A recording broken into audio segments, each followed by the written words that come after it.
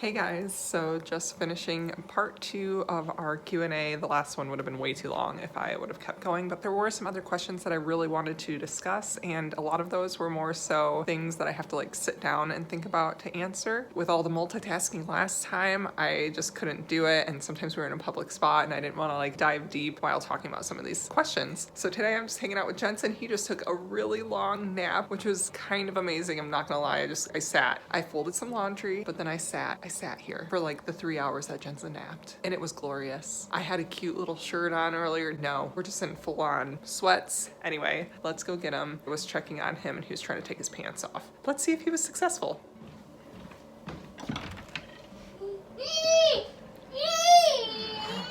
Oh my!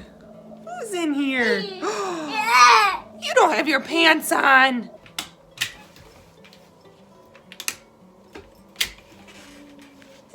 Have a nice nap? Oh gosh, where did you put your pants? Silly Jensen, taking his pants off at nap time. What are you thinking? Are you gonna come out? You're still wearing PJs. It's just that type of day. Are you ready to get up? Let's change your diaper and then go eat some lunch. Let's get you out. Ah! You're a troublemaker, huh? Love you. Oh no, where's Jensen? Where is he? Ah! All right, let's go. Ready, set, go.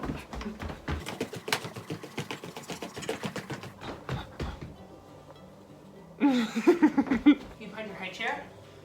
It's in front of you. Reach out. Oh, are you ready for lunch? Yeah, let's go. Can I help you? Turn around. I'll give you a boost. Up. Hands up, please. Hands up, please. Thank you. Bib on. Roll up those sleeves. Here's some juice, pancakes, and strawberries. How is it? Do you like those pancakes?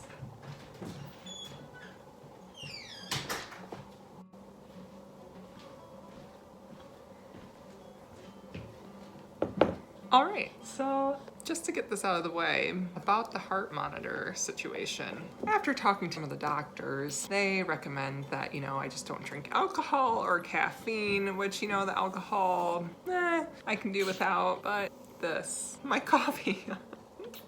It's not even been a week and I've tried so hard not to have a cup of coffee. Did I make it a day? I think I made it one day. I almost made it today, but yeah, my heart, we really have no answers except that it was recorded at 26 beats per minute. So am I really living? No. Do I need my coffee to live? Yes. I guess we'll take our chances. Is Mama silly? How's that strawberry? Ooh, is it sweet?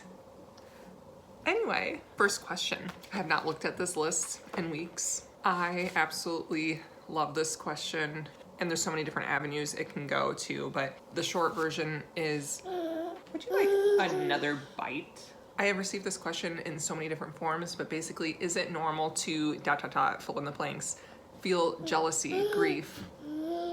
And in many of these occasions, it's when this other mom is reaching out saying, I am so happy for my friend and what they're going through with their children and that they just had this baby and it's healthy and all this stuff, or seeing whatever posts on social media. I'm so happy for them, but why am I struggling so much? And you don't want to call it jealousy. You're just happy for them.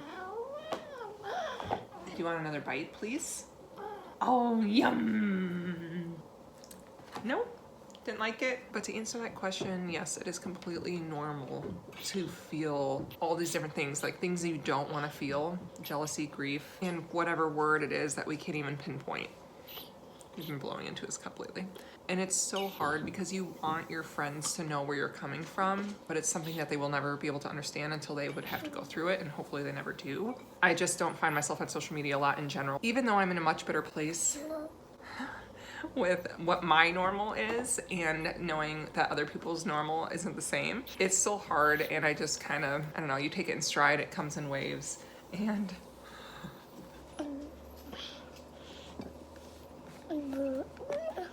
I mean, we're not meant to be normal anyway over here. You're silly. So I think in general, being a special needs parent, it is so normal to feel whatever you're feeling, and you need to give yourself grace and try to communicate with others, whether that's your family or friends, on where you're coming from, and hopefully they can understand and support you. Is it good? Did you get all your juice out? I see some of it's in your bib. Well, now that he's done eating his buffet, I'll do another question here until he's done. However, again, I probably shouldn't be encouraging this, but he's really cute. You want some goldfish? Good job finding those. Getting him to eat food, I also touched on this last time, but just always introducing new things. I have found it took lots of trial and error, but for avocado toast, if he knows the avocado is on there, he doesn't want it. He feels it with his mouth. But if I butter both sides of the toast and put avocado on, and he'll eat it off his plate, sometimes he's like, no. I'll flip the toast over and present the toast side up and the avocado on the bottom, and he eats it. He loves it. Otherwise, with Jensen's plate, but we have one of these divider plates. We always put the big portion towards him, this part towards me. And once we put it down, we tell him what's on his plate, and he will search his plate and feel around. I always put his drink to his right. We have not gotten the hang of, we'll take a sip, and then he just sets it back down on his plate or his bib, and we're trying to help guide his hand over to the corner and say, oh no, we put your drink in the corner. How can subscribing to our channel help us? YouTube is all about an algorithm.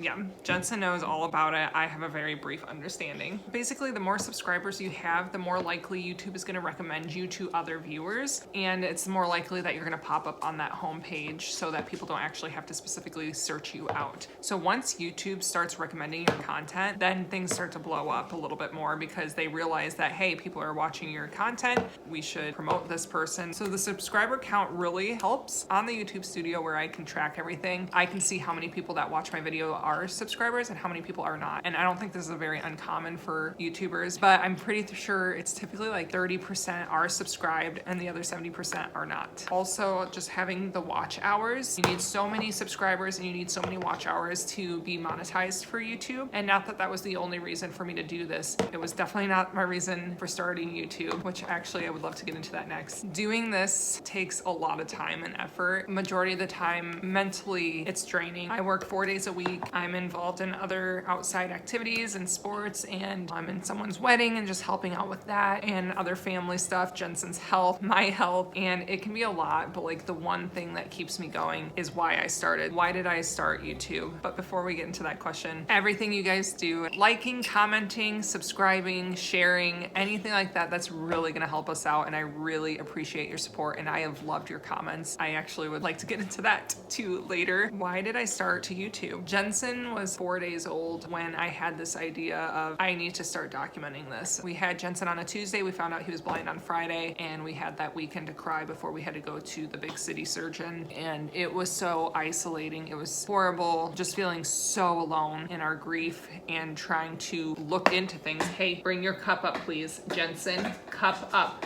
on tray. Jensen, no. We do not drop our cup. Our cup stays on our tray, please.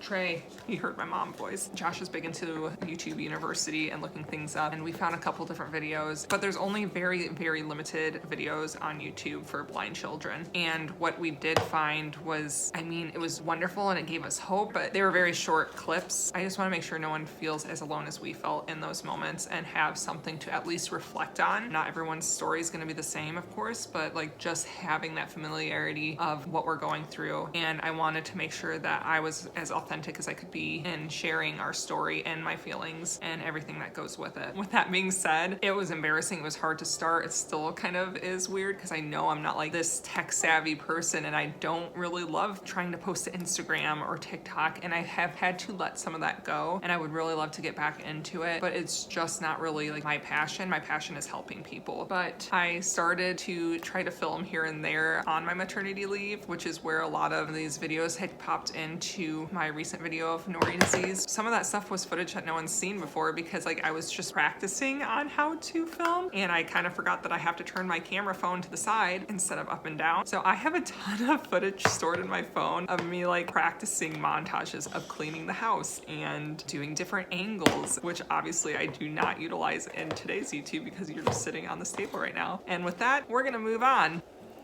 How did we get Jensen to sit up? I'm sure that was covered in some videos in the past, but basically we would straddle him between our legs and having him sitting and just kind of support his hips and just trying to get him to stabilize and work on his core. So it was all about that core work. Otherwise, yeah, maybe check out some of these other videos. Why does everything go into the mouth? I don't know if you can tell, but he's biting that toy. I think that's just a normal stage for a lot of kids in general, but I think with the lack of vision, his sensory input has to come in other ways. We need to find ways to encourage that it be done in other ways. They have things like this for kids. Guys, I'm new to glasses, and sometimes I'm like, I can't see even though I'm wearing glasses. Hold on, let's see. Yep, nope. Nourishing. It's a play on words. Sensory necklace, basically, so that he can chew on this instead of putting other things in his mouth. Unfortunately, we still haven't gotten the grasp of, oh, once I'm chewing on this, I can be busy with my hands doing other things. That's kind of the goal. But no, he just still wants to hold and chew whatever else he finds. These are two different questions that play off of each other. And I think I actually answered these eye prosthetic and eye pushing questions that was meant to go into the other video. So I'm just gonna slide those right here.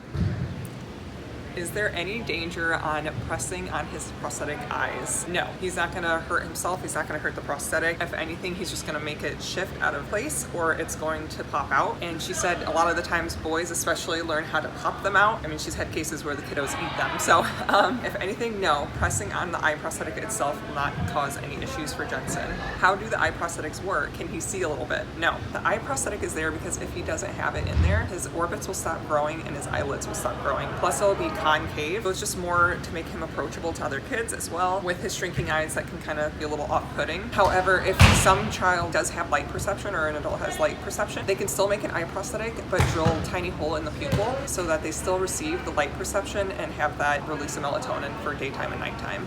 Yeah. Hi, Jens, you coming over? Are you coming over? I'm in front of you. I'm right here. Can you reach out? Did you find Mama's hand? Oh, you're not even interested. Rude. All right, the last things I'm gonna talk about aren't really questions, but just things that I want you guys to know. First of all, if you've never read the poem, welcome to Holland. 100% you need to go look it up. If you're a special needs parent, you'll break down, I'm sure. And if you're not a special needs parent, this is a great way to let you know what it's like for us coming into finding out that our child has some type of special needs. There is one other question, and it has to do with how do you deal with people that stare or ask questions or, you know, I'm sure like the sleeping comment. And I have found that I just pick my moments. My typical response if we're in a situation that allows time, it's not like a passing, is that I'm like, oh, we get that a lot, but he's actually blind. Whatever you want to do in that moment, go for it, because whatever is going to make you feel better. I typically like to talk about it, but like there's the weird moments where there's not a lot of time, someone's just in passing, oh, what a sleepy baby. Like I'm not gonna be like, oh, hey, wait, he's not sleeping. Whoa, look at you, confident boy. That was so good. Wow, that was so good, Jensen. Did you find me? I'm so proud of you. You're such a good boy. Yes, you're an explorer. Oh no, Maggie's joining the fun. Maggie's gonna give kisses. Oh, watch out. Maggie kisses. Lastly, just my comments for you guys. I just can't thank you enough for your comments. It's so heartwarming for me to get on to see what you guys are writing, and it says, oh my gosh, he's walking. Celebrating these little victories with me is just so encouraging, and it just makes my day. It makes everything so worth it. All the time spent trying to balance this lifestyle. This was a comment from a viewer who is also blind or visually impaired, and she said, we don't just see love, we feel it. And that just really stuck with me. And just talking about how she would rest her head on her mom's chest and listen to her singing, and the smell of her mom. Those things are so encouraging to me, and I think about it often. I think about it all the time when Jensen's in my arms and I'm singing to him. So your comments go a long, long way. Otherwise, guys, sorry, I meant to like give you more change in scenery. Oh, that's very unfortunate for the lighting there. This is what we do to get a decent shot, and it's not even that good. Trying to block the sun. Hi, Jens. Anyway, guys, thank you so much for watching. Please don't forget to hit like and subscribe. Please don't pull my hair. And just that it does help our channel. There's a Jensensaurus Rex and he's attacking me. Please don't forget to hit like and subscribe and comment. It helps our analytics for YouTube because Jensen wants to be a billionaire. He's gonna be the most well-loved man on YouTube. I don't think that's a thing, but it's gonna be a thing. What? Toodles. Welcome to Holland by Emily Pearl Kingsley. When you're going to have a baby, it's like planning a fabulous vacation trip to Italy. You buy a bunch of guidebooks and make your wonderful plans. The Colosseum, the Michelangelo David, the gondolas in Venice. You may learn some handy phrases in Italian. It's all very exciting. After months of eager anticipation, the day finally arrives. You pack your bags and off you go. Several hours later, the plane lands. The stewardess comes in and says, "Welcome to Holland." Holland, you say. What do you mean, Holland? I signed up for Italy. I'm supposed to be in Italy. All my life, I've dreamed of going to Italy. But there's been a change in flight plan. They've landed in Holland, and there you must stay. The important thing is that they haven't taken you to a horrible, disgusting, filthy place full of pestilence, famine, and disease. It's just a different place. So you must go out and buy new guidebooks, and you must learn a whole new language. And you will meet a whole new group of people you would never have met. It's just a different place. It's slower paced than Italy, less flashy than Italy, but after you've been there for a while, you catch your breath, you look around, and you begin to notice that Holland has windmills. And Holland has tulips. Holland even has Rembrandts. But everyone you know is busy coming and going from Italy. And for the rest of your life, you will say, "Yes, that's where I was supposed to go. That's what I had planned." But if you spend your life mourning the fact that you didn't get to go to Italy, you may never be free to enjoy the very special, the very lovely things about Holland.